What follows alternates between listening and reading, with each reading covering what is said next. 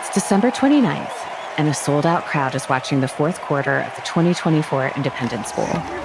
With just over 3 minutes to play, the visiting quarterback takes the ball and rushes into the end zone for a touchdown. The touchdown puts the Army Black Knights football squad up 27-6 against Louisiana Tech, clinching them their 12th victory of the season, the most in the program's hallowed history. And the rush by quarterback Bryson Dailey has just given him the league record for most touchdowns in a single season, 32.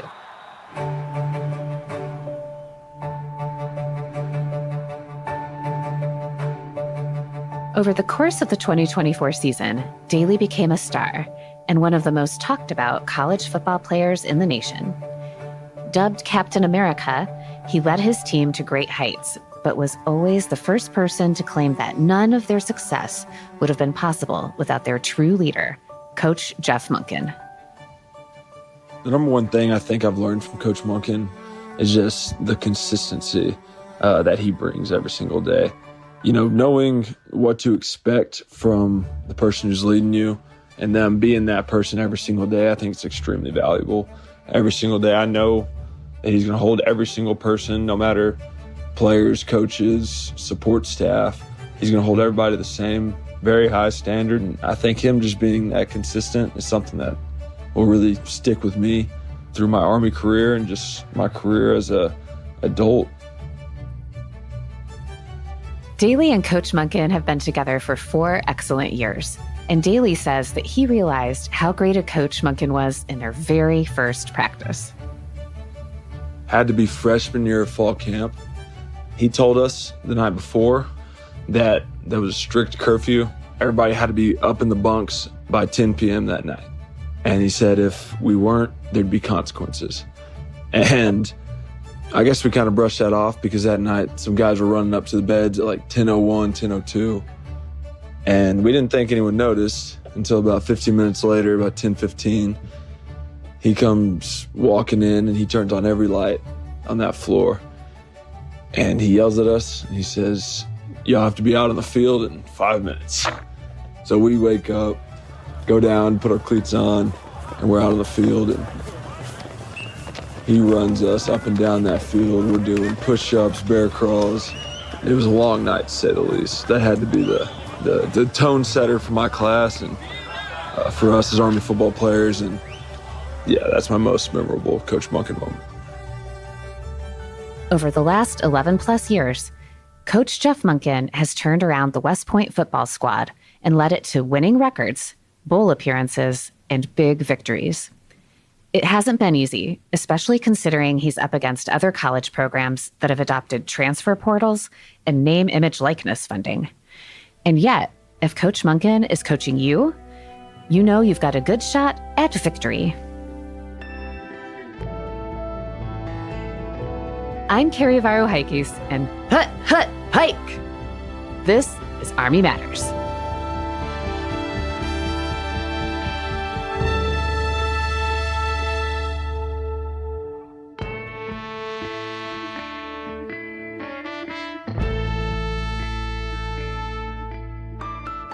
Hello, everyone, and welcome to another episode of Army Matters. I am your co-host, the 15th Sergeant Major of the Army, retired Dan Dailey.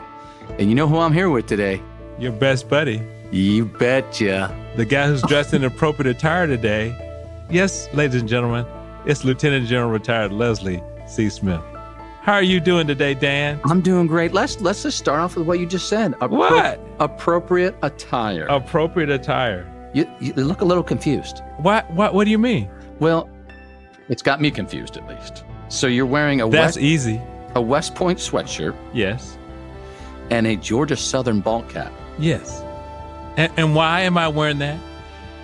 Would you like me to explain? I would like you to explain. Yeah, okay, so our guest today has lineage in both locations. So you weren't confused. I was right in place. Yeah. Okay.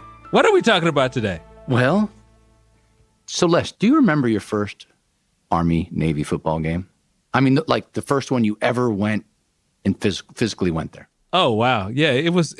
I think the first time I went was as a lieutenant colonel or a colonel. Oh, that was early. Yeah. That was early in your career. You thought I went as a general? No, I went Yeah. before that. I My think first- I got invited for something. Was it SMA? Yeah. Really? You kidding Yeah. me? Yeah, first time. Yeah. I mean, I did go in style, though, because I had a 50-yard line pass. Oh, nice. Well, Yeah. the SMA always has a 50-yard line Yeah. pass. Give me Yeah. a break. I know. Right. Yeah, Yeah. I think I went quite a few times before that. I think 1 or 2 times before I made GO because it had something to do with trader. I can't remember what it was, but I've been to quite a few of them. I was always stationed so far away. Yeah. You know, I was out in Colorado, I was in Korea, and I was in Germany. So, you know, it was completely financially unfeasible for me to be able to do it, you know. And Yeah, and then just everybody's just a little busy. Yeah. So there's a story, though, that we got to tell. oh, yeah. So, Dan, tell us about some non-commissioned officer, some senior enlisted leader that you assigned at West Point, and the mission and the intent that you gave him. Absolutely. Yeah. Yeah. What did you tell him? So the academy, West Point, is led by a 3-star Yes. general, the superintendent, right? Yes, the soup. The soup. Yep, as they call them. Yep. And he has a SAR major, which is a 3-star level SAR major position, so a very high up position. And as the time I was running the board to select SAR majors for positions, and Command SAR Major Dave Clark got selected to be the West Point CSM. Yes. So within a couple of weeks, which is tradition, when we have these big jobs, I would go visit them as the Sergeant of the Army and just meet with them and talk with them about the new assignment and answer any of their questions. And so I happened to be at West Point shortly after he had just gotten there. Okay. And he's I do an office call with him. He says, "Do you have any advice for me, SMA?" I said, "Yes. Build great leaders, right? Because that's what we do up here, and win a football game." What? Because we had lost 14 in a row. What? Yes.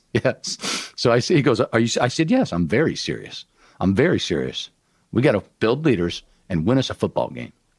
And you probably said some other words, but we can't use those today. So Right. the first year he was there, Uh-oh. Army did not win. Uh-oh. Navy won again. And Okay. it just so happened at that same time, Uh-huh. we had a leadership change in Afghanistan. Ah. And I needed a senior SAR major that was very qualified Yes. to go take that position. Yep. And Dave Clark was the number 1 draft pick for that job. And so I called him on the phone. I said, "Dave, I got to do something here you're not going to like, but I got to send you to Afghanistan." What? And he said, "Why? Is this because we didn't win the football game?" I go, "You're exactly right. I told you had to build leaders and win a football game. You only get one shot at this, and then you're out of here. You are out of here. You're going to Afghanistan." Now, that wasn't the reason. But till this day, he still teases me every time and reminds people that when the SMA puts you in position to do something, if you don't do it, you're probably going to get moved. Yeah. But he had a great career over there, too, Yeah, because he it was a did. promotion. That was a promotion. Yeah. Okay. When he came back, did they win? They did. After we put a new SAR major up there. Then they Oh. won. That's right. Mhm. Okay. Then they won 3 in a row. Okay. Yeah. Leadership makes a difference. It does. It does. Yep. So, Les, the reason why we're talking about Army football and West Point is because we have none other than the coach of the Army Black Knight football team, Coach Jeff Monken, in the studio with us right now. Hey, Coach Jeff, welcome to the show. Man, it's good to be on with you guys. I'm excited to be on the show with you. I appreciate the opportunity. Love talking Army football. Roger that. General Smith, good to see you in the West Point and Georgia Southern gear. How about that? That's right. I got a test for you, sir. I got a test He's trying for to you. be teacher's pet today. Hold He's on. trying to be I'm going to teacher's take the hat off. This is the test. Georgia. Southern. There we go. All right. I'm good. So let's start off before we get in. We got a lot of questions for you, Coach. And you don't mind if I call you Coach? Coach, I guess I've you been hear called a lot worse, so that coach will do it. Coach. All right. But let's start with what you're doing right now. You're recruiting for future years right now and taking a look at what the talent's going to be for the West Point Black Knights for next year and years beyond. Can you walk us through that? How does that work? And what do you do when you sit down with these young men and say, "Hey, come play for Army and don't go to one of these other colleges"? How do you make that happen? Wow. This is the only place, one of the only places in the country that you can receive or earn a world-class degree, learn leadership from the very best, practice leadership as a professional, and play big-time football at the highest level and do it very successfully. There aren't any other places where you can do that. I'd argue that, we've done it as well as any of them in recent years. And so this is an incredible program. It's got history. It's got tradition.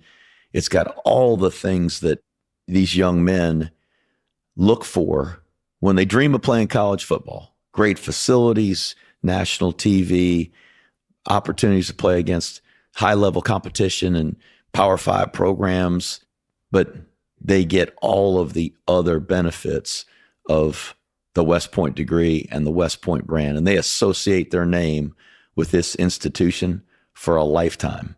And as they say, that's the gift that keeps on giving. So I really do believe that a degree from West Point is going to give them opportunities in their lifetime that perhaps would never come their way if they were associated with a different brand. Wow, Coach, that's inspiring just to hear that. I actually have 4 years of collegiate eligibility left. Do you think I could get looked at?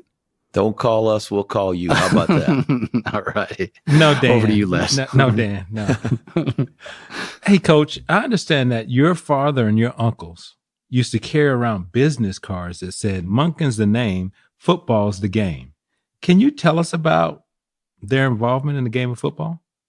So my dad actually had those printed at Joliet East High School. Okay. My dad was the head coach at Joliet East High School while I was growing up. My dad and all four of his brothers were high school football coaches in the state of Illinois while I was growing up. In fact, all five of them were head high school coaches. And it was awesome. What a great life growing up. We were going to football games on Friday nights and Saturdays and watching our uncles coach in the playoffs. And as we all started to grow up, being around these men of influence, a complete part of their community in terms of the people there. Their children are raised by our dads. And when you're the head coach at a high school, everybody in the school knows you. So you have an opportunity to really build relationships with people beyond just the circle of players or those students in your classrooms. You have an opportunity to influence the spirit of an entire school and a community. But 7 of us who are sons of those 5 brothers have now gone into coaching. Wow. Not all still coaching, but at one point, high school coaches, college coaches. My cousin Todd, who's as well known as any Monken there is, coaching the offense for the Baltimore Ravens and doing a great job. He's a remarkable football coach. Wow.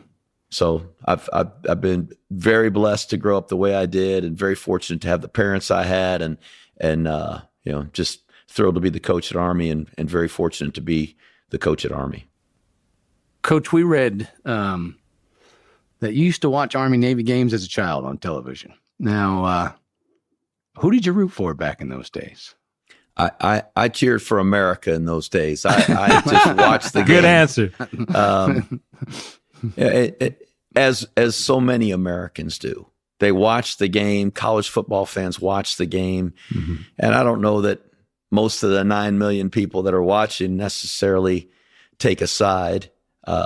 If they really knew, they'd be cheering for Army. But so many of them just watch the game. It's an entertainment, and it's always a hard fought, tough football game, and it's amazing over the course of history how often those games are really close, 1-score games, and we've had plenty here, and they beat the pants off of us this year, and I'm embarrassed to say it, but it's true. They had a good football team, and they beat us. It's great, tough, hard-nosed American football. Yeah. And that's what I watched as a kid. We weren't necessarily pulling for one side or the other. Just a chance to watch 2 football teams go at it and play really tough. And so I fortunately have made my way onto the right side of the rivalry. There you go. And so for the last 11 years, been a part of this great Army team. And that's great. It's a privilege. 11 years. That's just getting started. Yeah, roger that. So your first official role on the football field was as a water boy. Yeah. At the age of 8. I had a sweatshirt that my mom had ironed on the letters, said Waterboy on the back of it just to prove it. 8 years old is when I finally got to take the sidelines at 8 years old and ride on the school bus to the away games. And man, that was a thrill. It was awesome to be there. And I mean, no kid grew up better than I had it. And just what I enjoyed most was being there with my dad.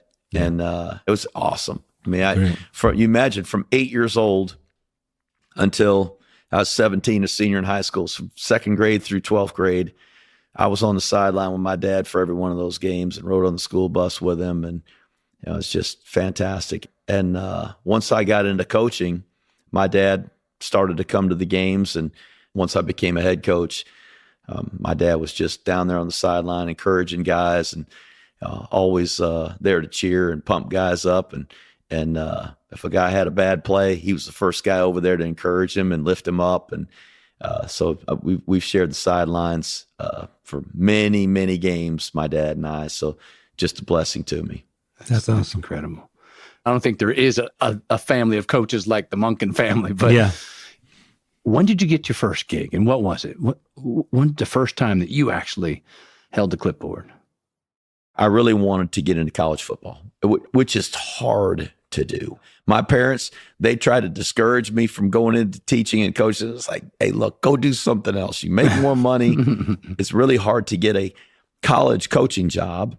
There's a lot of guys out there trying to get it, and the competition is fierce. And I just had a dead set in my mind. And I knew that when I was in middle school. I wasn't deciding that in college. I knew that almost my entire life, that's what I wanted to do. These college coaches would come through and they'd visit with my dad, and I'd get a chance to meet them. And I mean, I thought that was the greatest thing in the world, that you could coach football for a living. So I always wanted to do it. So in January of my senior year in college, Doug Niebuhr, who was my position coach, and Sam Trustner, who was the equipment manager, they said, we're going to take you to the convention. And so it was in Nashville. And so they threw me in the back seat of the car. We drove to Nashville, Tennessee. I slept on the floor of their hotel room. I took a stack of resumes that my mom had put together for me when you had to type it out with the old school typewriter. Oh, yeah. And, yeah, we remember. She Xerox copied those. She gave me a whole stack of them. And every person I met and talked to, I gave them a resume. And I didn't realize that probably wasn't a great way to get a job. But, man, I met a lot of people. Bo Schembechler, Eddie Robinson, Bobby Bowden. I mean, some legends in the profession. But I met a guy named Buzz Preston, who was the receiver coach at the University of Hawaii. And Buzz had been on the staff for Ray Dempsey at Southern Illinois and recruited the state of Illinois. And he knew my dad. He knew all my uncles, knew the name. And so months go by, and I tried to keep in touch with all the coaches I met. And back then, you either had to do it through a regular phone or through just writing them a letter. There was no email. There wasn't cell phones with text messages. You had to work to really keep in touch with somebody. And April of my senior year in college, I get a phone call, and it's Buzz Preston. And he says, hey, Jeff, he said, we got a GA job out here if you'd like to come out and join us. And I'm like, heck yeah, I would. So I accepted a GA job, graduate assistant job at the University of Hawaii. Hold on, Coach. Hawaii, not too bad. Let me add to the appeal of this job. Okay. They paid us $439.76 a month for 9 months. That's less than $110 a week if you can do the addition, or the subtraction, or whatever the math on that is. And that's hard for a PE major for Millikan. But $439.76 a month in 1989. 1989. Wow. That's I slept amazing. On the floor of my office. Coach, that's what I made in the Army in 1989. Yeah, I shared an office, and at a tile floor, I ate most of my meals in the building, and I figured out that if you had breakfast check, you got to eat for free. So I did breakfast check every morning. I told the other GAs I'll handle breakfast check. So I got a free breakfast. And I went up there, asked them if I could get a job at lunch, and they said they didn't have any jobs. And I said, how about if I work for my lunch? And they said, okay, you're hired.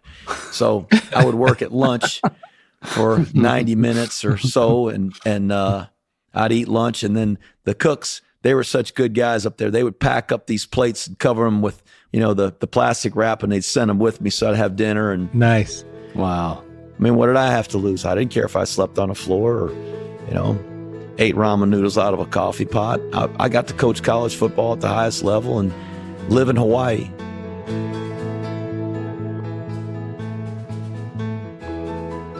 Hey, did you get your AUSA merch yet? Check out our online selection at shop.ausa.org.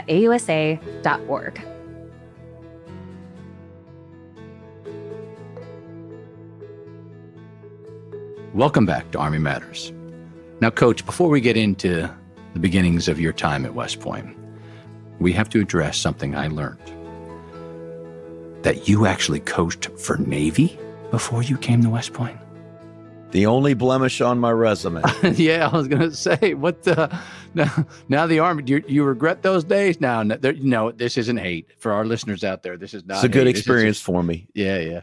So Coach, you remember the moment where you received that offer to become the head coach of Army? What were your thoughts? There were very mixed emotions. Okay. I loved Georgia Southern. I loved living in Statesboro. We had a church home. My kids were very happy. My wife was happy. She had great friends there. I had great friends there. It was the second time that I had been at Georgia Southern, been an assistant, gone for 8 years, came back, and I never thought maybe I'd ever coach anywhere else but Georgia Southern.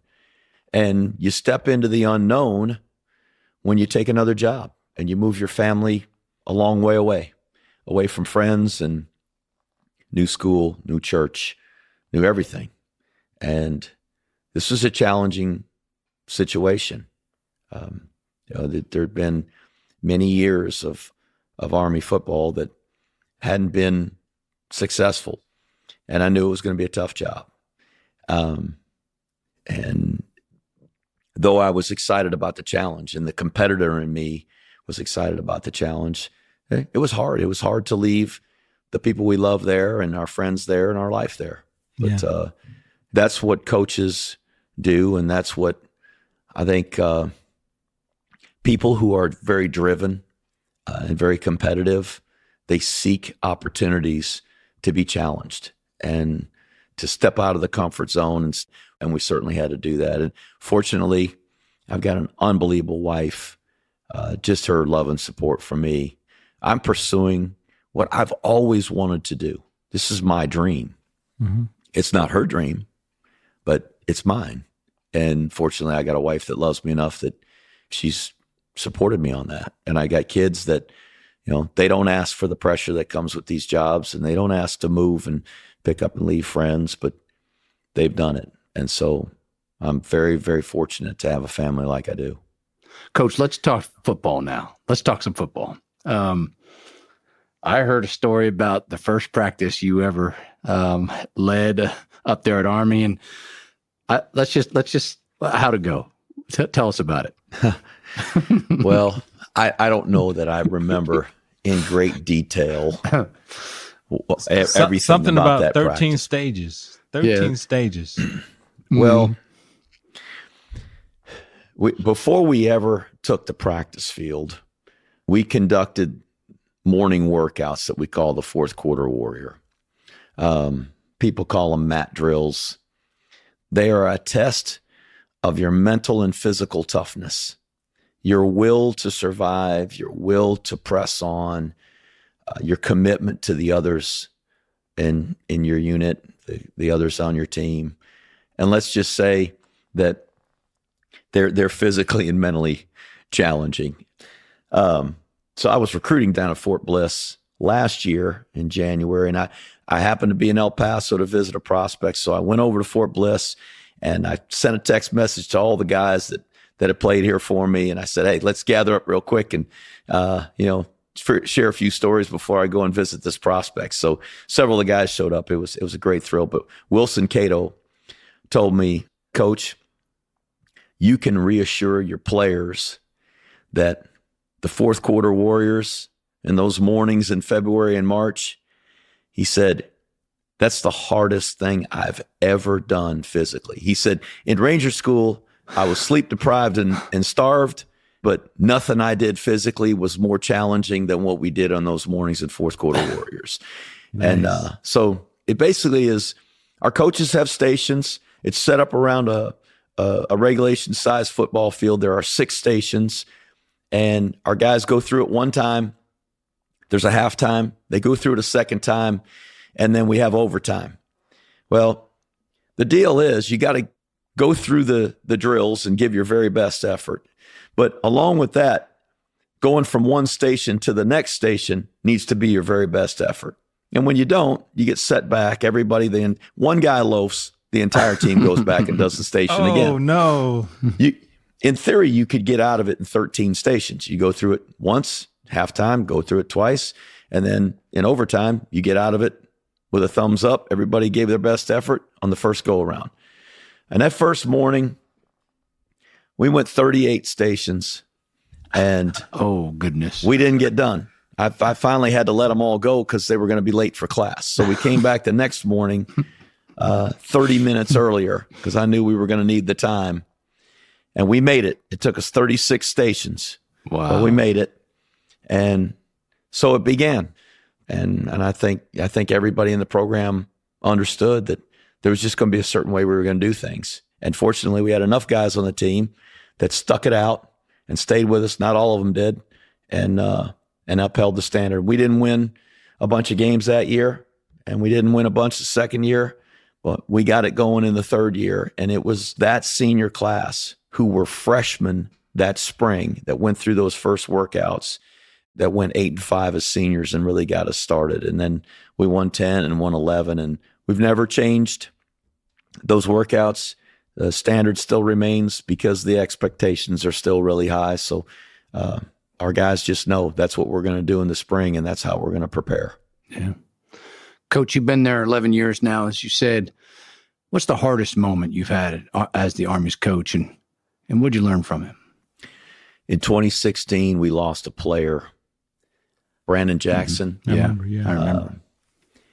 So Brandon was beloved by his teammates. He had burst onto the scene the year before as a freshman.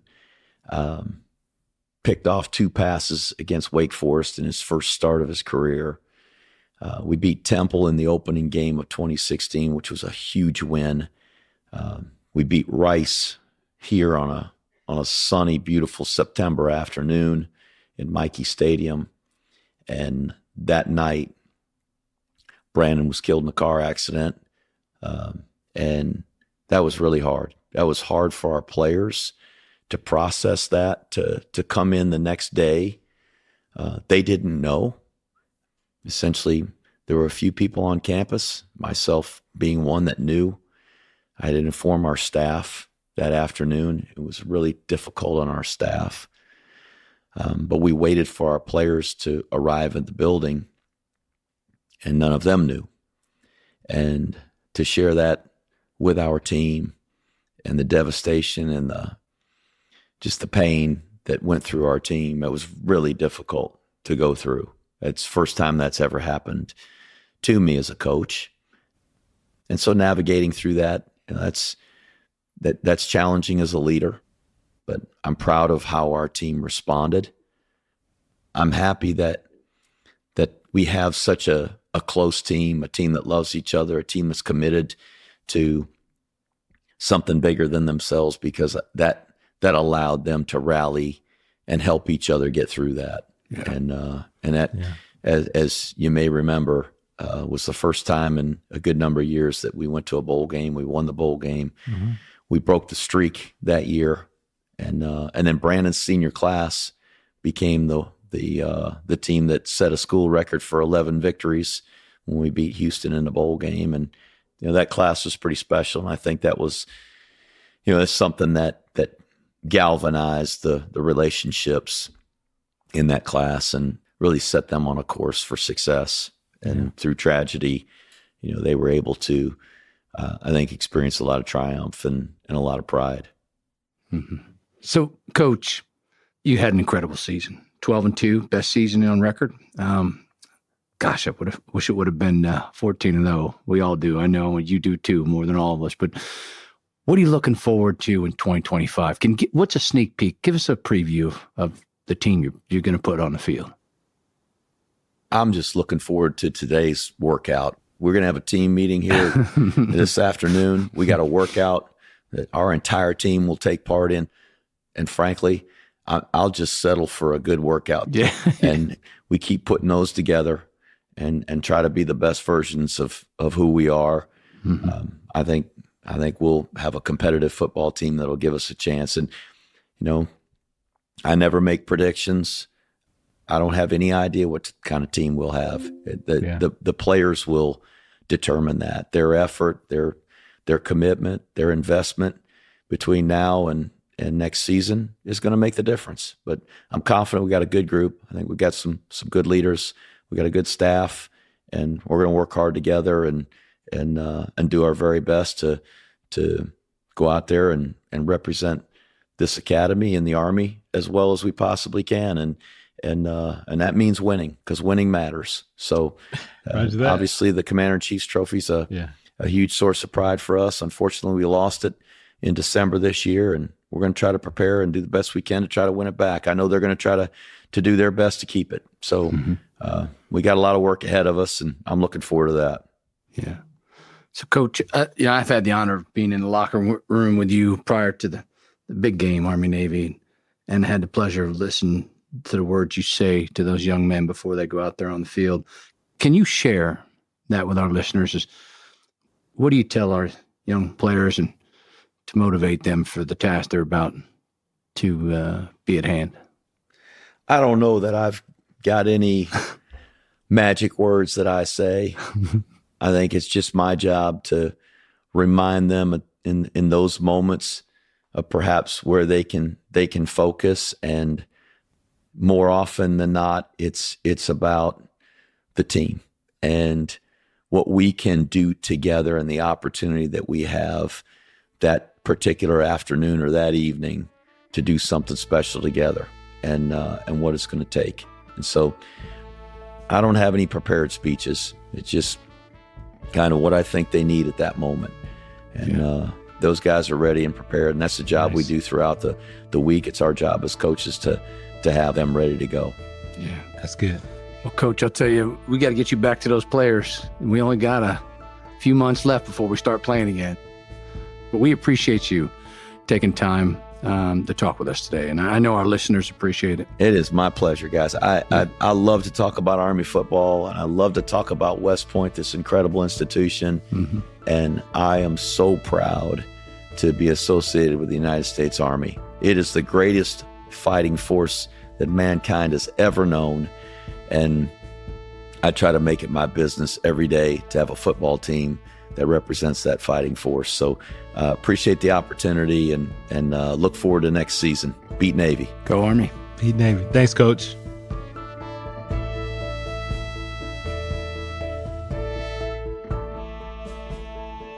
Every October, AUSA hosts its annual meeting and expo. And at last year's event, we invited attendees to swing by our booth and answer some questions.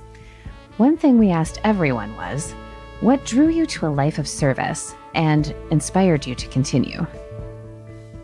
Today we'll hear two stories, one of which involves a car explosion.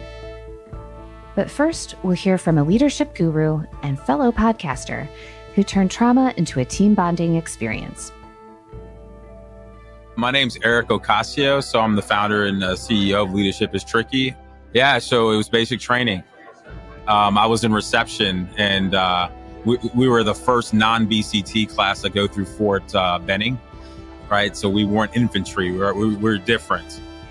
But I remember getting off the bus and seeing drill sergeants screaming at us, making us do push-ups, and then they sent us off to the barracks. Right. And just sitting around talking with all of us that had just gone through this trauma and kind of reflecting on it. And then I remember just looking at my bunkmate, right, just talking to him and seeing all the young faces, all of them scared and nervous, but knowing that we're all in this together. that was the moment I realized this is what I wanted to be a part of. And our second story is about a man who served as an Army civilian for over 30 years, and how a terrorist attack experience while serving in Europe led to his understanding of a bigger purpose. Okay, my name is Dr. Joseph King. I currently live in St. Louis, Missouri. I'm a chapter president of the St. Louis Gateway chapter of AUSA. Well, when I realized in Europe at that time that they had a gang there, a terrorist gang called the Baader-Meinhof gang. And I was at a commissary and cars got blown up. I was the only car that was safe there because the cars next to me on both sides had been blown up. So I realized that this is serious business. It's not a tour of Europe, it's a tour in Europe. And it was very serious, and it made me realize that a lot of people at home don't realize how serious our mission is. And that's why I serve, because it's important for America's communities to understand what our mission is, what we do, how we do it. So we do more than just fight the nation's wars. We seek peace, we fight and win, and we return to peace. If you'd like to share with us your call to service or Army story, leave us a voicemail at 703-236-2914 or email a voice note to podcast@ausa.org.